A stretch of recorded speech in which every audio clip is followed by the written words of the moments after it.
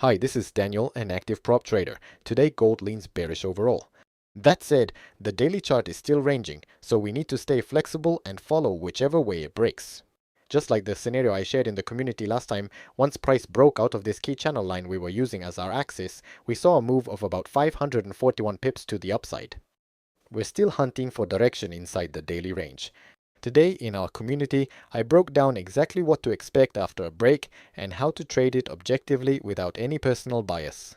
Alright, let's dive right in and start today's analysis with a close look at the daily chart. On the daily chart, gold closed the prior session right on an indecisive doji candle. As I explained yesterday, the daily candle sits inside the prior one, so it tends to keep drifting sideways in a range, even though the downside bias itself stays strong. On the short-term timeframes, I explained you should trade knowing price tends to stay contained within the prior daily candle's range. And as I mentioned, yesterday's daily candle actually printed as a doji, closing as an inside bar fully contained within the range of the prior candle. So this is playing out exactly as our scenario called for. For today as well, yesterday's daily candle formed a doji, so by the textbook we can expect price to keep chopping sideways inside that range. When you build a short-term strategy, keep in mind the range boundaries and the daily candle give plenty of solid hints, so trade accordingly. Alright, let's dig into the 1H chart now. On the 1H chart, I'll pick out a few key points from what I walked through with our community members yesterday and break them down for you now. First, on direction. The previous day's Tokyo session clearly traded as a downtrend day throughout.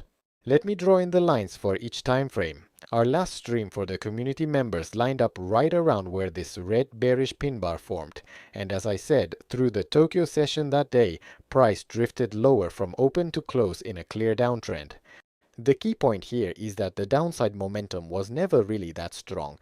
Right after the open, that first big bearish candle came in with powerful momentum, but after that it formed a bearish doji and the candles started overlapping, drifting down only weakly from there.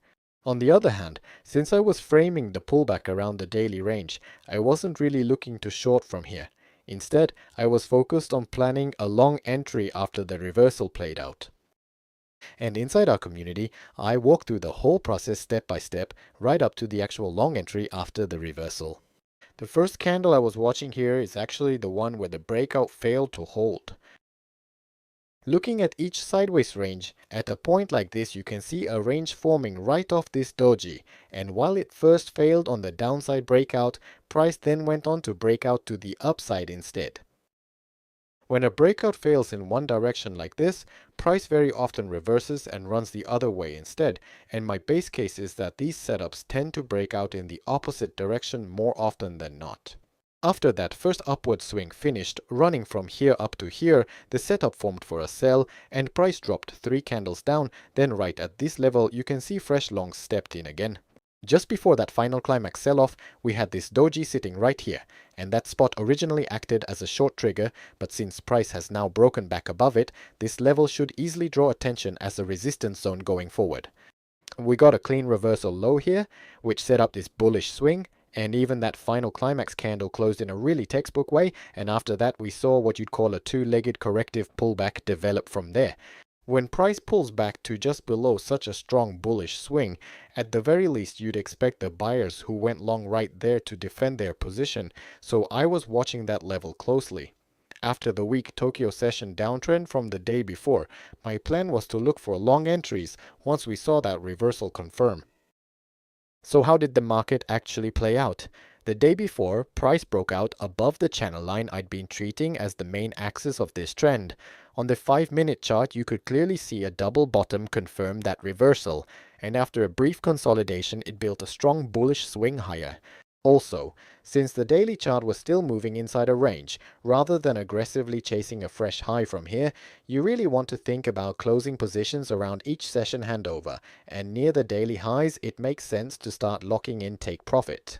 What I was explaining is that you really need to think about trading both directions. From here, if price climbs another $54 or 541 pips beyond, that builds a sell setup. Then into the New York session, it drops back down as if testing this long entry point again, and once it flips back to longs, the high does technically edge up, but on the daily chart it still ends up finishing inside the range. So for today's session for our community members, I walked through 3 key points in detail: how to play the daily range, the plan of waiting for the move that follows a breakout, and the knack for making trading decisions without letting your own bias creep in. I also broke down exactly how to position and play the market later today. The daily chart is ranging, so stay flexible and switch your bias fast. That wraps up today's gold analysis.